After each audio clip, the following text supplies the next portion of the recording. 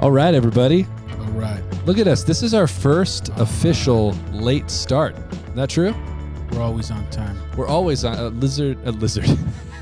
wizard is never late. Mm-hmm. He arrives precisely when he means to. So we're a little late. We were having some technical issues. Kevin solved them all. As usual, Kevin, man, just Kevin an solved it. absolute genius. Gentleman and a scholar. Mm-hmm. Kevin, you got anything to say for yourself? It's all lies. No, it's a lie that you're a gentleman and a scholar, but it's true But you that did solve it. You solved it. You did. It's all lies. So here we are, 3 minutes late. How you doing, man? I'm all right. You all right? Hanging in there? Yeah. I'm because of the stress, I didn't go to the restroom like I normally would have. So, I got that on my mind, but we're just gonna Go away hopefully in 5 minutes. yeah. Well, hopefully just because the feeling goes away and not because Either one. I've peed in my pants. All right, guys, we're starting a new series tonight. Stoked about that. I don't know exactly how long it'll be. We haven't quite worked out all the stuff we want to cover, but the series, you've probably seen just from at least the title of the video, broadly will be on what we call ecclesiology, which is just a fancy way of talking about the church. This is what we believe about what the church is, how the church functions, how we're supposed to relate to the church. So throughout the course of the series, we'll end up talking about communion, baptism, probably worship and what it means to worship God as a group of people. Post-service refreshments. Post-service Donuts, refreshments. are they appropriate? Do you remember Cookies. that just brought something up? Do you remember when we went to a conference and there was a panel of people talking about the church and like what was important and like what things the church had to change? I was there with just you at this conference. Did they talk about donuts? The dude went on a rant about donuts and how it was horrible that churches are known for serving donuts after service when they're so incredibly unhealthy. Do you remember that? I vaguely maybe remember this. It was a dude that we both know who wasn't the one ranting, but like he had brought a friend who wasn't from the church world as like he's on this panel kind of representing a friend of the church from outside of the church's realm. And his big thing was like, donuts at the church is the problem that you need to change. Well, maybe the world would change. I wish he was right because that's a relatively That's an easy switch problem to to make. solve. You're done. We're going to put carrots out. Although carrots. my daughter would be super bummed if we stopped my serving. kids would be pretty upset too. My daughter was so into the donuts, and during COVID, when we were meeting outside this whole time, there's a member of our church who's a regular volunteer who at the service she came to, he was the dude who had the tongs and he would get the donut for her. And after we had done that for a couple weeks, we were at home and I saw her by herself and she had all her like toy cookies out and she had her toy kitchen tongs and she was like taking them and Pretending to serving be them. him? And I was like, "What are you doing?" And she said, this is her exact quote, "I'm pretending to be the donut boy at church." Yep. But the donut boy is like a middle-aged man. So that cracked me up. I told him that. I actually just saw him at the store. He's like, "Tell your daughter the donut boy says hi." Yeah. It's a big deal, man. That's actually not a bad intro to what we're going to be talking about today. No, I mean, truth be told, I'm all for changing it up, man. I would make my joy complete as he had some sashimi laying out there for me, man. Man. But that's going to hurt that's going to hurt the church budget. That's going to hurt the church unless we get bad. Such like if I just go to, Coyote, do some fishing. you could pull poke to get some monkey face eel Yeah, that'll sashimi work. and serve it on like day-old rice that's going to be thrown away from restaurants in town. We can make cheap sashimi, man. We might be able to make. Suzanne Lopez, who's actually an authority here, says no one stops donuts, which is a really broad statement about donuts in general. Yeah, because here's the thing: no matter how bad the sermon was that Sunday, there's at least you something still to look got some forward to. donuts, man. You got a donut, didn't you? That's what you can tell someone they complain about the content of the sermon. I was a little bit concerned about the doctrine and the did you get a donut or didn't you? Go that way. So the reason we're talking about church, and it's not necessarily as like immediately like, oh, wow, what a spicy, interesting thing to talk about, but it's really, really important because something we've talked about from the beginning with Theology Thursday is the propensity we have as people to kind of do theology backwards. Rather than intentionally making informed theological decisions, we kind of reverse engineer theological beliefs from practices and like, just kind of general allegiances. Yeah, most of the time you've been doing something in a certain manner for a long time. And someone asks you like, well, why do you do this like this? And then you find Bible verses or reasons to back up why you do what you do. And I think church is one of the most egregious areas of this. And we saw a lot of it come up over the last year. And so, Obsessive Gardener says he's late again, but this time he's only 7 minutes late. He literally heard me say the word spicy, And it probably. drew him. You know, Obsessive Gardener sent me an email last week. I didn't tell you this yet, but he sent me an email that was an enticing picture of like a little green pepper that's still not yet like reaching its full spicy potential. But he's like, when these are ready, we're going to have you guys over. So we're coming to your garden as soon as you invite us, Obsessive Gardener. So yeah, this has been, as we all, we're probably sick of hearing it, but crazy, bizarre year. And it's really kind of wreaked havoc on the way that we as Christians relate to church. Yeah. And so as we're sort of starting to see the end in sight, we figured it was really important to talk about what the church is, what the church isn't, how Christians ought to relate to it and understand the various functions of it and parts of it so that we can, we have kind of like a good opportunity here to build up more from scratch as individuals. So what do you think kind of, 7-pot brain strain? Is that the name of the...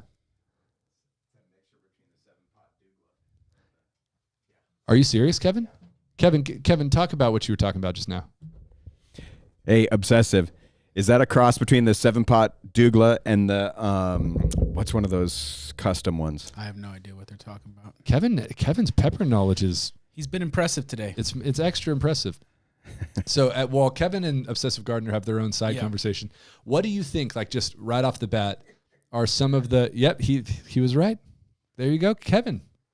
When Kevin starts his spin-off podcast, Pepper Mondays, you guys can have this conversation then. It's me and Obsessive. Just the two of you guys on your own thing.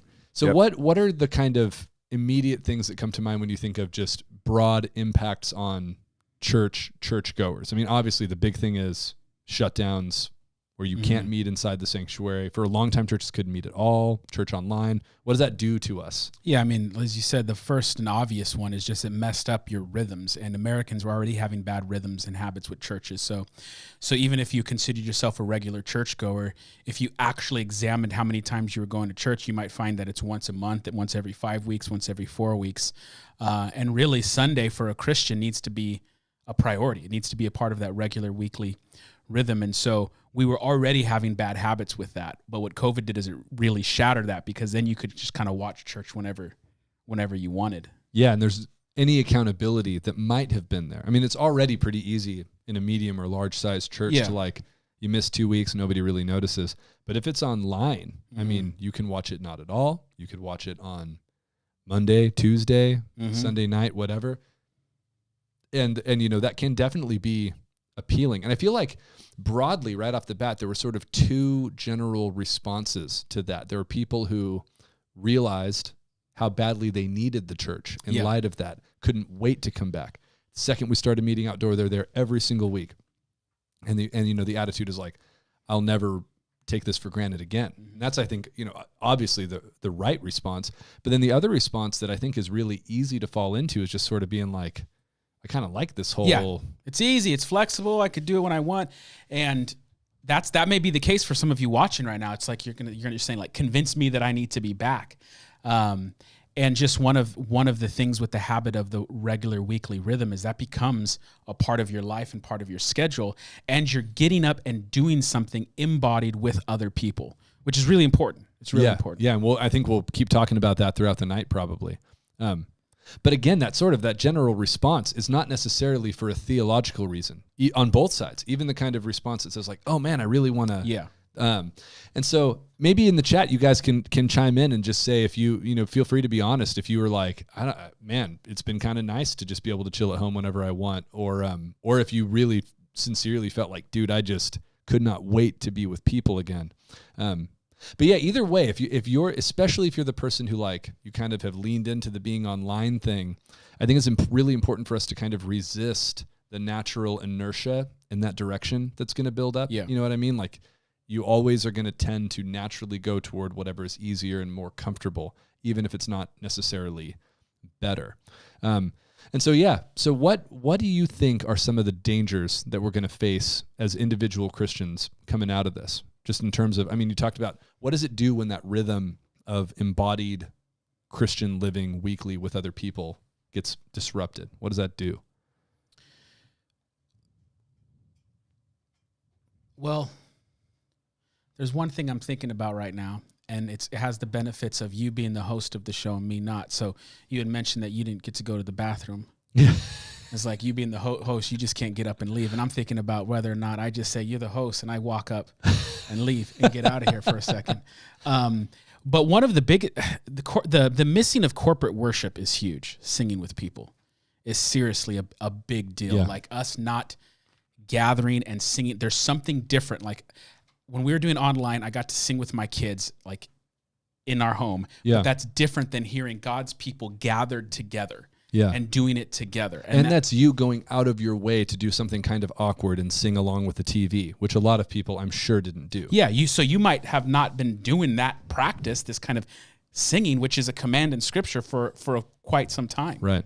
Yeah, and I mean, like, we know, this is kind of awkward, but we know from just some of our analytics, like, that it's very common for people to just watch the sermon. Yeah. And if we already, which we know we do, we already live in a culture where church is so sermon centric. Yes. You know what I mean? It's sort of like people think that's what church is. And you go and you like do some warm up songs. It really, yeah. And it's absolutely, I mean, it's really important. The preaching of the word has always been a central part of what the church does, but it's not the only thing. And I'm sure, again, we're going to have a whole... Kevin, what do you think about this? Because watch this. Kevin, put on Kevin. Yeah, Kevin, what do we got? Watch this. The centrality of the preached word. I won't say anything against it for fear of reprisal. For fear of reprisal. Oh, look at that. So Isaac has been a hasty escape. I don't know if he has a phone call or whatever, but I can carry on without him, and Kevin can chime in with me. But here's what I want to say about the centrality of the preached word. We are in the West a information-driven culture. Like, we worship info, we worship facts and figures. I remember I had a professor at one point who talked about how in the West we have, I think he said, drank deeply of the cup of Western literary belief. And the whole idea was like, all we think of is reading, learning, and facts. And we don't know and recognize the importance of things like singing. So there's already a propensity just to kind of like, you're just going to lean into information to the sermon portion of a service. And either you don't sing or you come late enough to miss the singing on purpose or whatever it is. It actually reminds me, the Obsessive Gardener says Isaac was raptured. I don't know how well you know Isaac, but let's just say that if the rapture happened and only one of us disappeared, it would be Kevin. Not either. That's probably not true. Either of us. So here's a story, Kevin, that I actually remember, and this was told to me when I was a worship pastor for a while before I was doing more of the teaching and mission stuff. And I remember one of the singers on our team telling me that she arrived at service on a day when she wasn't the one singing, but she's just showing up, and she was getting her coffee outside, and there was another guy there, and she heard the music start, and she looked at this person who she didn't know, and she was like, "Oh, wow, it's starting. I got to get in there." And the guy with a complete straight face said, "Oh, they're just singing in there," which like perfectly kind of sums up, I think, and he was just being honest. And you know what? That actually reminds me of another situation I had when I had first started preaching years ago. I had on one Sunday, I had the like preachy microphone on my ear. And it was a big deal. I'm nervous. It wasn't at the time a normal thing for me to do.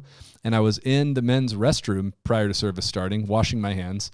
And another guy walked up to the sink, and he wasn't someone I knew, but I'd seen him around. And he looked at me, and he looked at the microphone, and he goes, "Wow." And he wasn't, so what I'm about to say is so mean, but he wasn't trying to be mean to me. He looked at me, and he looked at the microphone, and he goes, "Wow, gonna be a real pastor soon, huh?" And I had been the worship pastor of the church for years. So it wasn't like, and again, if it had been you saying that, it would have been an awesome burn, but he was being serious. And it just, these things reveal how we are so centered on information. And so there's already a danger even before COVID that we're just going to go down the rabbit hole of like, we listen to a podcast of a famous preacher instead of like actually digging into, our community's entire experience of worship together. And now I think with COVID, it's like, if you've got a YouTube video, you can just grab the little scroll bar and go right past the music, straight to the sermon, and the second it's over, you close it. And again, not to speak out of turn here, but we do kind of know to some extent that that's happening. So, yeah, we do. Speaking of skipping things, Nobody noticed a thing. You know, Obsessive Gardener posited that you were raptured. Yeah, this is the good That's one. a different episode. But I told him if one person was raptured from this room, it would be Kevin, not either of us. I was just telling him, I'll really briefly relate the story I just told them because you'll appreciate this. I might have told you this when it happened, but when I first started preaching, I'll do the super short version. I was in the bathroom before service on a Sunday, and I had the microphone on, and it was like one of the first times I preached. And a dude in the bathroom with me looked at the microphone on my ear and said, "Oh, you're going to be a real pastor soon." And he wasn't trying to be mean. And he was right. And it's still yet to come. And still it's working funny. on it, man. It's like still funny. It's like Pinocchio. Say it again. You're going to be a real pastor soon. I mean, it'd be a good burn if he was trying to burn me. But the reason I brought it up is because this dude was being sincere in his whole, and I'd been the worship pastor there for a couple of years at that point. So he had seen me sing week after week. Yeah. And I was about to preach. And to him, he's like, that's what the actual church is about. Yeah. And it's so much more than that. And to the main point about what we've been missing significantly is that kind of gathering, that singing together. That's going to be important to reestablish. And I mean, disembodied life outside of just the church has become like scarily normal. Over the last and it's year. not good for you. Like it's bad for your soul. Like we're meant to be people that live in families and communities and have those connections. That's the way we're wired. So it's good that we're on the up. Yeah. And we talked in previous episode a long time ago about how there's almost like a Gnostic thing that can sort of start to creep in situations like this, where when you've been kind of over a year subtly having this idea reinforced that like physical is bad. So we need to stay away from other people, even if there's good reason to do that. I'm not saying that one way or the other, but that you need to stay away from people. You need to cover your face. You need to make sure that you're only with your family and not with people from outside your family. And again, I'm not trying to say anything on either side about whether that's good or bad, but what it does to effect, we can safely say the effect is bad no matter what, in that all of a sudden normal human interactions aren't taking place. And then when they begin to take place again, you may have, like, it's like your brain knows this is okay, but you still feel like something's wrong. Yeah, that's actually a really good point to make, probably, that for many of us, especially if you took the shelter in place really, really seriously for a whole year and you've just been really dialed with that, the coming back could feel wrong. Like on an intuitive gut level, like this is dangerous, this is bad. Because you have habits inform you more than you think. Yeah. This is why, like every year at the beginning of the year, like it's New Year's, we're going to set some New Year's resolution. And the research is like super clear on this. All the New Year's resolutions you set, majority of people like within the first 3 weeks are going to break them. Because it doesn't matter what you say here. It's the habits that are driving your everyday behavior. And we've had a disruption to the church rhythm, but also had a disruption just to kind of normal human interactions, as far as having people over, as far as being distant in a grocery store, something like that. All of those things changed our behavior for a year. And they're going to be awkward for many people coming out of those. So the message there is, if it feels weird at first, you got to just talk to yourself and know this is to be expected. This is going to feel weird. That doesn't mean that it's bad or that it's wrong. If you're being wise and you know what you're doing. Yeah, and for church life, we want to see people come back in person as much as possible, because there's a benefit that's there in the corporate gathered body that doesn't take place. I mean, you guys know this. People who know me well know this. I'm introverted. It's not like I'm like, oh man, I just got to get back to church so I can talk to people and say, it's easy for you to not have a crowd of people. Yeah, but I know it's not good for my soul for sure. And it's not good for anybody's. Yeah, and it seems like it could also feed into something that tends to happen anyway and was already happening before COVID, which is these kind of like personalized redefinings of what church is for an individual. So like you'll see on Instagram or Facebook or whatever, a picture of somebody like on a trail on a hike in the middle of the woods saying like, this is my church, like, my walk with God, or the beach that, I go to the beach with my Bible. And you can't do church by yourself. Yeah, it's impossible. It doesn't work that way. Now, could you have a very rewarding spiritual time, a quiet time with you and God on the trail? Yes. But church, by definition, is the gathering. It's the assembly of God's people. It's the bringing together. Yeah. And the principle, look, this, I think I might have mentioned this in Theology Thursday before, but people say things like, all you need is God. All I need is God. And yes, there's a sense in which that is true. But you also have to recognize that there's a major sense in which that is not true. And God says it so because at the beginning of the creation story, there is just man and God. And it is not good for man to be alone. Yeah, so he creates another human being. And that's talking about marriage, Adam and Eve. But that principle, I believe, is applicable in pretty much every area. In fact, it's not just speaking of marriage. It's in general, it's not good for people to be alone. So one of the worst punishments is solitary confinement. Right.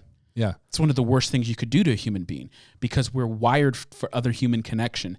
And certainly church is a weekly time you get to do that. And you're centering on Jesus, the person who you're all saying we're coming together for. And then you have these activities like listening to the preach word, taking communion, singing together, post-service refreshment, donuts, which are essential. Now we can jump into some Bible here just briefly because you're bringing up a really great point, which is that church is by definition a group thing. You can't do it by yourself. And this is where we always are hammering on this, but precision in your language is important because like you said, dude, I love hiking and being out on trails and being in nature and stuff. And I do connect with God there. But the minute you call it church, you've made a fundamental theological mistake.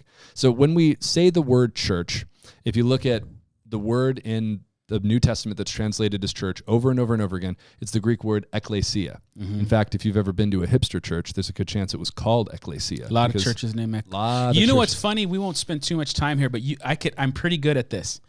I can tell when what decade a church was planted in by the name. Let me make a couple up. And you tell me what decade it would be. These aren't real churches, so it's not a good test. Well, hold on, because there probably are real churches. So this isn't mocking any church. Yeah. I'm coming up with these in my brain. Our church, South Valley Community Church, name that when you had a community church, that was big. When the majority of churches that were being planted, they were sort of non-denominational.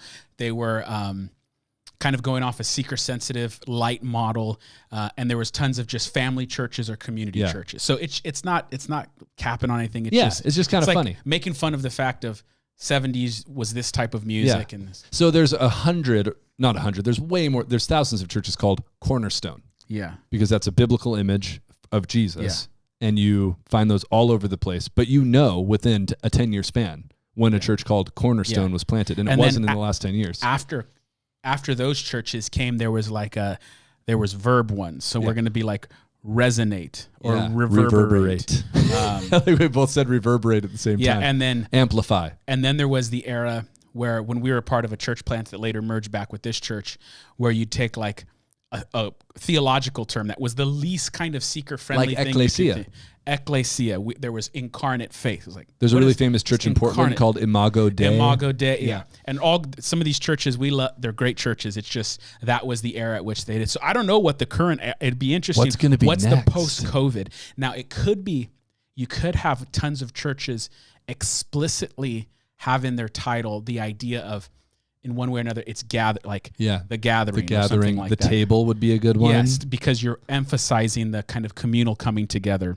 Yeah, Kevin's going to plant a church called Unmasked. Mine. I'm missing something. But the opposite, that you might lean into the digital sphere, and you start to adopt kind of like digital wording, because we're going to be a complete online church. We're not leaving what we've learned from COVID kind of behind. We're actually just going into embracing that even it all more. The way. And so you may see probably both of those streams, and then these names reflect that. Yeah, that's a good point. And it's interesting because most of them are neutral. Somebody actually asked in the chat, is Foursquare one? And Foursquare is a little bit different because that's not a church name. It's an association type of thing. So it's not. So you'll have different churches, and there'll be a Foursquare church they belong to. And that tells you like kind of what their affiliation is and some things about their theology and stuff within some variants. So that word ecclesia, which is where that giant digression started, and I enjoyed it. The interesting thing about that, and the reason why it's worth exploring, is because it's literally just the word that means gathering or assembly. Yeah. It's the common Greek word for when a group of people meet. So if we look at like Acts 19, Kevin, you want to pull up my computer here? Kevin, if you had to name a church right now to plant a new church, what would you name it? You got 5 seconds. 1. Ex cathedra. Oh, that's weird. That's from the cathedra. It's a Latin term. It's where you speak authoritatively, specifically most often used in the Catholic Church for when the Pope speaks with authority to the church. Would he be trying to draw in people leaving the Roman Catholic Church? The thing would be that's like a super high pastor authority church, but that's not Kevin. Because this is like Kevin tried to pull this earlier in one of the meetings. We were talking about, hey, if someone wants to get baptized on the fly, who's going to jump in the water? And Kevin immediately goes, "Oh, I'm not getting in the water." Come on. We all know Kevin is the first person in tears, hands up, and like thanking Jesus on his knees for the. Kevin tried really hard to let us. He tries to be hard, man. No, I was going to say he tried to get us to let him be baptized multiple times because he gets so excited about it. He gets so every time. happy, and I was borderline open to it based judging on the fruit. I was like, maybe you were never saved to begin with, man. I might have to baptize. I love this session of us making fun of Kevin with the screen up right now. So this is what's interesting. This is just a good example of how this word is used, because the word ecclesia occurs twice in a couple of verses here.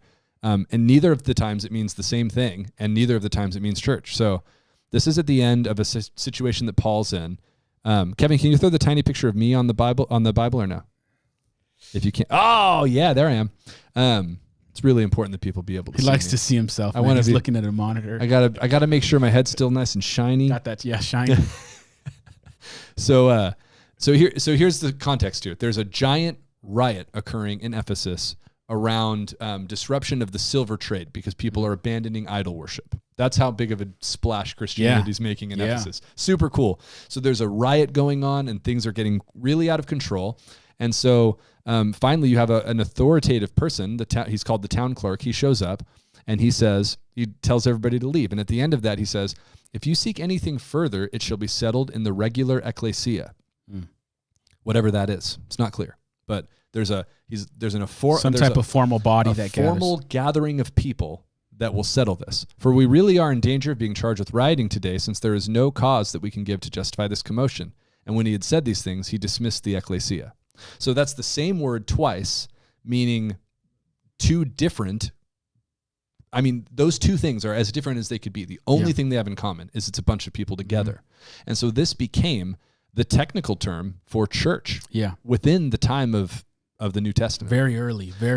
So, you can overstress like how important something's literal definition is. Yeah. It's not always, terms grow, especially when they're used technically and take on greater meaning and stuff. But the point is, core to the very idea of what church is that it's a group of people gathering together. Yeah, and the important part about the group gathering was that this body of believers that was now gathering was composed of Jews and Gentiles, which may not seem like a big deal, but that's a massive component to it. It's like, no, you're actually going to get people together from different backgrounds, different lifestyles, all this different stuff. Bring them together, and you're going to center again on Jesus. So it's the gathering of God's people, but it's a diverse body, which was, what the early church overcame was crazy. We've talked about how imagine the first church in Philippi. There's like a Roman centurion there, this person, a slave girl, a Jewish scholar, and they're all coming together to center on Jesus. So it's the gathering of God's people,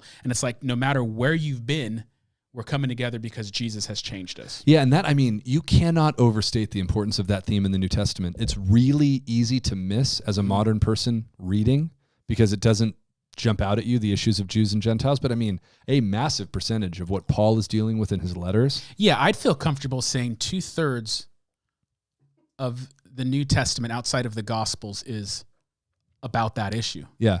Jacob had some really great church names. Throw it up. He says his new church is called Narnia or Skyrim, maybe consubstantiation. Those are all really good. Obsessive liked it. I like Narnia as a church name. It's just so like unabashedly nerdy in a good way. That could be cool. It could. Like, I mean, not if Jacob starts it, but if someone cool started Saint Aslan of Narnia of Gilroy. Yeah. Oh, so you would actually take that name on as the leader of the church, or that's your title? No, that's even better now that I'm thinking about it. I wasn't. You even could be the going High there. King. Yeah. Obsessive wants to call his Mortal Kombat. Oh boy. So okay. Before we lose the thread, because this is really important. Isaac said approximately 2/3 of what the issues being resolved involved. Yeah, and that's a rough estimate, but. And honestly, I just have to say, looking back over the last year of the things that Christians have been willing to divide over and fight over and break fellowship over, and then looking at the New Testament and saying, these are people groups who wouldn't eat dinner in the same house a week ago. And now Jesus rose from the dead, and you have to meet together every Lord's Day.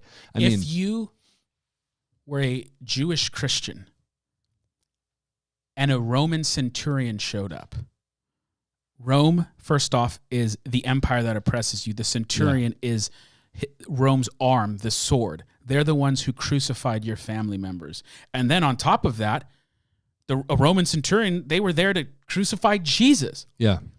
And yet the first Christians were able to say, we're going to do this thing and break bread together. Because Paul says those differences no longer divide you. There's no longer Jew or Greek. I mean, that just comes and goes as a modern person, but there is no longer Jew or Greek for a former Pharisee to say after 2,000 years of Jewish history. I mean, that is unbelievable.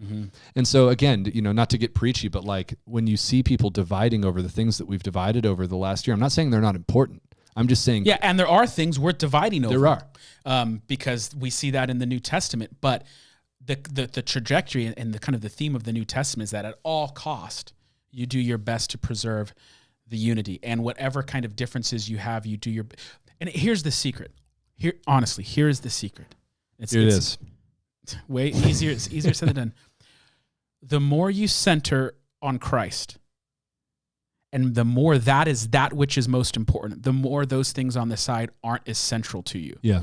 And again, it's not that they don't matter or that you don't acknowledge or talk about them or even argue about them, but you're just saying their relative importance diminishes. Yeah. Yeah. My wife had this was years ago, I remember when she said it, but it always stuck out to me. And it's not to say there's anything wrong with having specific kind of ministries, because we have specific kind of targeted, specialized ministries, and there's a time and place for them. But let's say you have like and we don't have this, but I'd be happy to do this type of ministry. Let's say we have a cycling ministry, get a bunch of people together and we going to ride our bikes from Gilroy to Morgan Hill every Wednesday night, something like that. That's fine. That's good. Nothing wrong with that. But oftentimes churches get pulled into, we have to create things so people with common interests can connect, and then they can talk about bikes, and then we'll throw some Jesus on the side. But we're really what we're centering on in that point is cycling. Right. Which is fine, but then you're always just going to gravitate towards people who share your same interest. And the church is fundamentally about doing the opposite. The whole thing. endeavor of the church is that when you center on Jesus, those differences, and cycling is neutral. Yeah. I mean this like an even more controversial sense. The more you center on Jesus, then those other things aren't as. For instance, Kevin thinks Green Day is a good band. That's a trash opinion. That's horrible. This is a bad example because there are things worth breaking fellowship over. This gets as close as you could get from me, but because of our love for the gospel, we've been able to work outside of that. But man. That's true. It's very common for like several of us on staff to be eating somewhere and a song is playing on the radio, and most of us are just aggressively talking smack about how bad the song is, and Kevin's just real quiet. He's in his groove. He's dancing. And everyone looks at Kevin and goes, "You like that, man? You kind of like this, huh?" He goes, "I mean," now I got to say, because the Obsessive Gardener, you guys are cracking us up tonight, but Obsessive Gardener wants to call his church Mortal Kombat. And he says when he evangelizes, he's going to tell people, "Get over here." That's cheesy. I like it. That's a dad joke. Okay, so on this These are silly examples, but they actually serve the point. Yeah. Well, is that center on Christ and do your best to have that be kind of the gravitational pull of everything. And when you do that, you'd be surprised Yeah, How the much more people you easy might get along with. And I mean, it's not, I mean, just to talk about the theological power of this idea, like in Ephesians, Paul talks about how when this happens, when Babel is reversed and people who used to be disparate come together under the banner of Jesus, he says, cosmic powers and principalities have the wisdom of God revealed to them. Yep. Meaning angelic, spiritual, supernatural beings, good and bad, watch the church unite despite their differences and go, this is what God has been doing. And they get Paul says, the manifold wisdom of God is revealed to them. And it was the great mystery hidden for all the ages. And now it's finally being revealed that both Jew and Gentile. Now, if you, as a modern Western evangelical, said the great mystery concealed for all time it's the forgiveness of sins. That would be the first thing off your mouth. Yes. Not Jew and Gentile coming together. And that shows the disconnect we have with what the New Testament is really focused. And again, I'm not trying to, it's a false dichotomy. It's not one or the other, but Paul is focused on when he's talking to Ephesus. Well, the whole reason why you can come together is because you're learning to forgive and walk in unity. And you're learning to forgive precisely because you have been forgiven much as well. Yeah. So, and it's a good point. Oftentimes we pit things against each other when really in the Bible, they're interconnected and they flow from each other. Case in point, people often talk about church isn't something you go to, it's something you are. Or like, don't go to church, be the church. And I would argue that those are unhelpful and in fact false dichotomies. Yes. So it's not a question of do I go to church or do I be the church, which is how you would say it, but not me. I was homeschooled. Yeah. Do I go to church or am I the church? The biblical answer is both of those things are completely reasonable ways to describe how a person relates to the church. Because, we've talked about this before, but it bears bringing up again that sometimes we only define things negatively, and that can be helpful. So you define the church by what it is not. And I'm guilty of this. The most common way to do it is you say things like, the church is not a building. The church is not a meeting. Yeah. The church is the people of God. And that is technically true, but I think it would be more precise to say the church is not only a meeting. The church is not only a building. The church is not primarily a building, but it's sort of like there's a baby in the bathwater when you start throwing things like buildings and meetings out, because it's like, what did they call it? They called it a gathering. Yeah, you got to gather somewhere. Yeah. So that weekly meeting is not all the church is, but it's a central part of what it is and has been from the very beginning. So I would just encourage that, be precise with your speech and your thought on this and recognize that, it's not just about being the church versus going to the church. A Christian does both. You recognize that you are the church, and one of the functions of the church is to gather together. Yeah, there was a very popular saying that's still helpful, but it talked about the church gathering and scattering, and it's this kind of weekly rhythm that the church does, that you gather together. And scattering, I don't really like that word, but the idea is that you gather and then you break off and on mission and you're evangelizing in the week, and there's this kind of repeated cycle of gathering. And yes, gather and scatter is because it has a nice little rhythm to it, but scatter has too negative of a connotation. It's a weak and negative thing. Yeah. Yeah, the point is you gather and you have that community and that learning and that opportunity to worship together with your brothers and sisters, and then you go and you be the church in the community. Yeah. And so it's not one or the other. And I think this kind of gets into a lot of the debates that happened early on during the shelter in place and the shutdowns, which were, you'd see, I saw this all over my timeline, and please be gracious with yourself if you did this, because tons and tons of people who I love and respect did, and they're not completely wrong. But I would see back to back two different people who are mature Christians. One would say, we have to fight back because we can't let them shut the church down. Yeah. And then the very next person would say, the church isn't something that can be shut down because the church isn't a service and it isn't a building. And those are both making really broad theological assumptions that are in conflict with each other. And when you look at it, you're like, well, which one's right? And the answer is like, they both have truth to them, right? Yeah. And we tried to be very nuanced at the very beginning. We did a Theology Thursday episode. I wasn't even on it yet. I was just like, you were a special guest on special Skype. Guest. Now I'm not even special anymore. It's not special or a guest. Yeah, and we wanted to be very clear that what we are doing with digital ministry is something that we're doing in the meantime, but it's not optimal and it's not the original kind of design that God gave for his people. And then very early on, it was like if we can meet outdoors and kind of start doing these things, we're going to do as much as possible. Some people wanted to still stay at home and do the digital thing until they felt more safe. And we had a wide, diverse spectrum of opinions, like at this church, but like every church and everywhere you go, diversity of opinion. But we wanted to be as clear in our language that long term, no matter where you are, long term is the belief. I believe that church has to have a gathering component of people, and you break bread together, and you sing together, and you listen to God's word together. And so it's great to have online options. Let's say you're going on some vacation and you're on a plane Sunday morning somehow. I love the option of like you pay that $20 to get their cheap internet. Yeah. And you could watch your church service or something. But that's like a supplement on the side, but it's not what has to be the kind of bread and butter. Yeah, you've used the example before, and we'll probably talk about this in the baptism episode, but of people during a drought in church history who baptized using dirt because there's no water. Yeah. So let's say there's a drought and like 300 people became Christian, and that's like the whole village. It's like, dude, we can't use that much water on this. So it's like we're not gonna do full immersion or something. There was even discussions. Was it appropriate to use milk? And it's like, no, we're not gonna baptize you with milk at the church.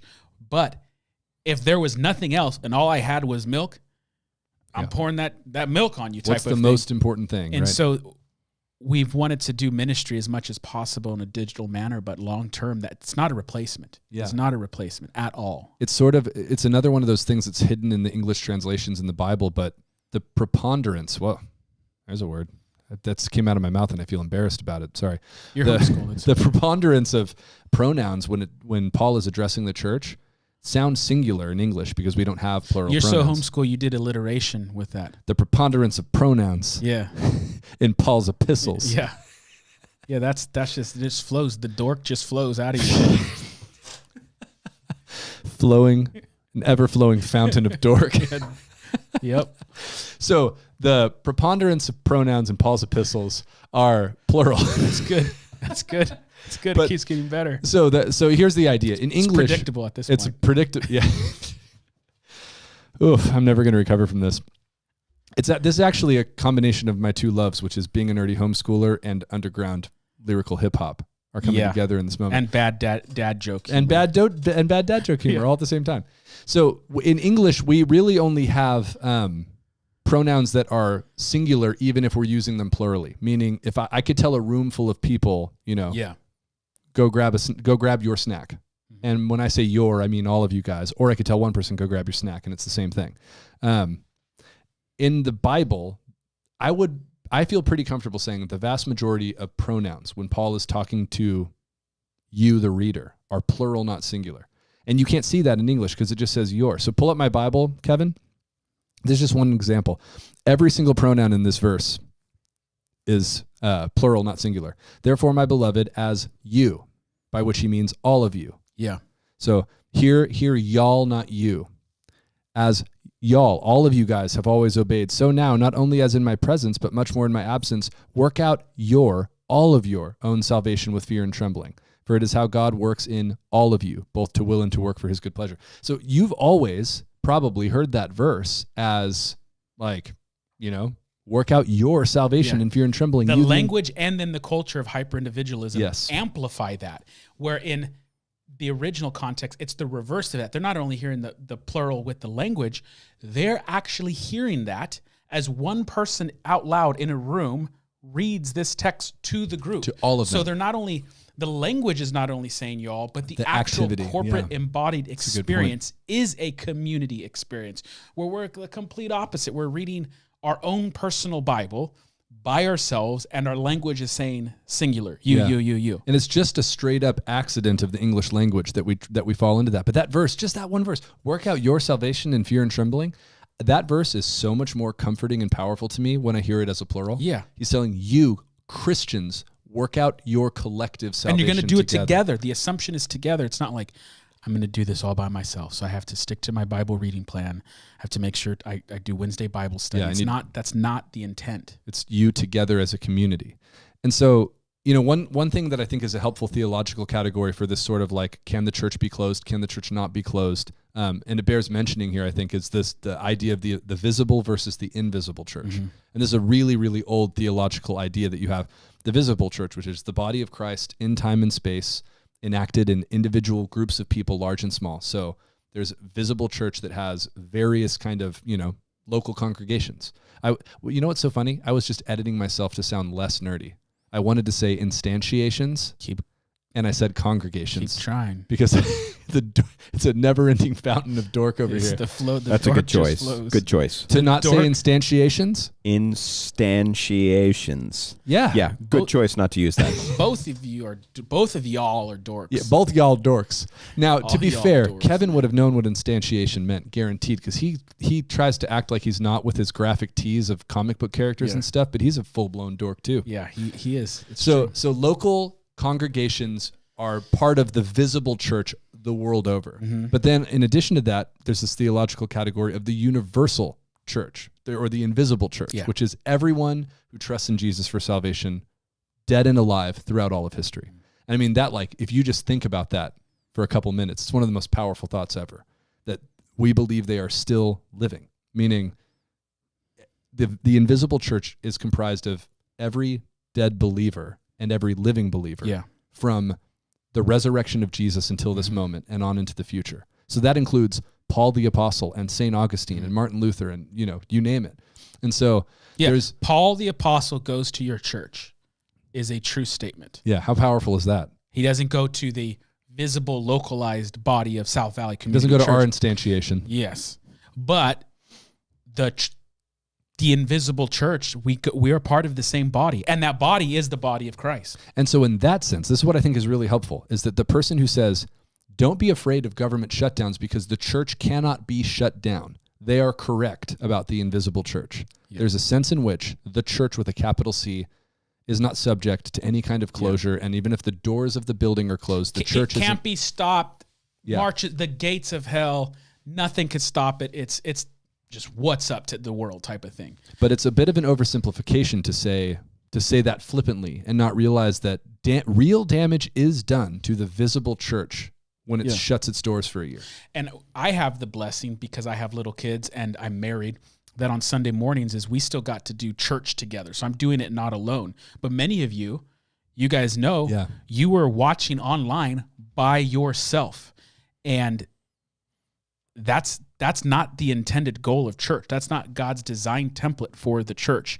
And so that's why it is going to be very, very important for us to rebuild these habits of going to church, physically connecting with people, seeing them, worshiping with other people, hearing God's word preached to. I mean, some of you guys have already told me, it's like, you've said, I've loved watching the sermons online, but then when you came back, it was like all of a sudden the same stuff was being taught, but it was hitting me differently in person. Yeah, man. And as a preacher, that's just how humans are. There's a difference between listening to a record and seeing your favorite band perform live. The amount I despise a recorded Green Day album is only magnified if I were to see them live. Oh, interesting. And the inverse is true. If it's a good band, it's even better live. But not Green Day, which is a bad band. Bad band. Clear. Okay. It gets worse. But that is true of worship and communion. I mean, think about preaching just as preachers, like how hamstrung do you feel by preaching straight to a camera? Yeah, one of the hardest things for me, honestly, was when I first did communion online, because my theology tells me that's a gathered thing, but because there wasn't corporate gatherings the first couple months, it was like, well, we're going to do the milk thing. We don't got any water, we're going to do milk. But it was very difficult. It was difficult, but it was still a good thing. And it still was powerful in a weird way, that this can even triumph through the limitations. But just because something can triumph through limitations doesn't mean that that's what you keep going and build a habit out of. Yeah. And it's interesting because doing this show, for example, doesn't and never did feel weird or wrong to me, because it's a different format that was created for this form. Whereas like when we preached these sermons over the last year to a camera, like it just doesn't even feel like you're doing the same thing. It's sort of like the minute you get in front of even even a small congregation. There's 20 people there, and I'm actually, we're having this kind of communication together. It's just so clearly the way it was designed to work. Yeah. So that's important to note is we're going to keep doing the church is still going to do a lot of digital ministry. This Theology Thursday will continue. Other things will continue. And we're still going to, down the road, be live streaming our services. But the end goal for Sundays is for sure to be in-person embodied. Yeah, and small but things groups like and this, things like that. This is meant to kind of be this online YouTube experience so that even if there was never COVID and we came up with this idea, we would still probably be. It's a great way to teach theology to a big group of people at their kind of convenience in that sense. But yeah, there's definitely, and that's kind of, where I think we should kind of start to wrap up here is that idea of you've got to, as you can, as it's safe, as you're able, prioritize getting back in person, just because this is the way it's meant to be. And I think, again, at the simplest level, it's like, what did they call this thing that we're a part of? They called it a gathering from the very beginning. And there's a couple important points. You can't walk with the Lord appropriately without others because you're a fallen sinner. Yeah. And you need other people in your life to both call you out and to encourage you and to come around you, bless you, strengthen you, all of that stuff. You need other people teaching you God's word because it's good for you to learn God's word by yourself, but you don't see everything. And just like I don't see everything, that's why you need more people looking at the text. It's this, again, this corporate communal activity. 3, just on a plain kind of basic human level, it's good to physically get up, go somewhere, see people, have them acknowledge that you exist. Like that is, all of that stuff is good. Have your kids see that rhythm as part of your life, be a part, so engaged in that. As things kind of are on the up, we just want to encourage as many people as possible. Don't just settle for digital. There'll be digital stuff like Theology Thursday that you could keep watching, but man, as soon as you're able, get back in the rhythm of going. Yeah, and it makes me think church. of this exact conversation always makes me think of Paul and all the letters he wrote, that he's using what was technology at the time, for sure. Yeah. So there's a Roman road, there's a courier system by which letters are delivered, and he sends letters to churches that need to hear from him when he can't get there. But the letters say things like, I long to be with you again. Can't wait. And so he knows, like, this is the best way at this moment to do this, but what I really want is to be with you. And so again, we're not trying to like drop the hammer on everybody, like be back next week. Everybody's got different situations going on, but the goal should be that as soon as you're able, and by the way, we and I think the vast majority of churches have done our best to do this in a way that's safe, where you can feel safe, and we're not trying to be reckless with anything. We've tried to preserve the unity in the body of Christ the best of our ability, and the end statement is just, it's not a long-term solution. Online Sundays is not a long-term solution for your soul and your health, and it's not what the scriptures had in mind long-term. Am I thankful for everything that we were able to do? Yeah. Absolutely. So I'm very thankful, and I'm glad that we had the milk, if you will, for this, but we need to get back to. Yeah. And just remember, man, the church was meeting in person 2,000 years ago. This year will be a blip in history. This particular civilization will likely be a blip in history. And until Jesus returns, the church will gather and meet together in person, embodied. So we're anxious to get back to that. So with the rest of the series, we're going to look at some of the kind of theological categories involved in church and try to do a deeper understanding of things like communion, things like baptism, things like worship. As always, we'll probably do a Q&A at the end. So if you've got questions on these subjects, don't just if you have it right now, don't assume you'll remember it later. Go ahead and email me now if you got questions, and we'll stack them up for the end. There's a good chance as we close that Kevin is already, as the closer song, pulled the Green Day song. That's possible. But I couldn't do that without you guys seeing. Okay. Oh, good. Yeah, we would have ended the live stream if we saw him doing that. Hey, thanks for being here. In the words of Paul, we long to see you. We long to be with you. See you guys next week.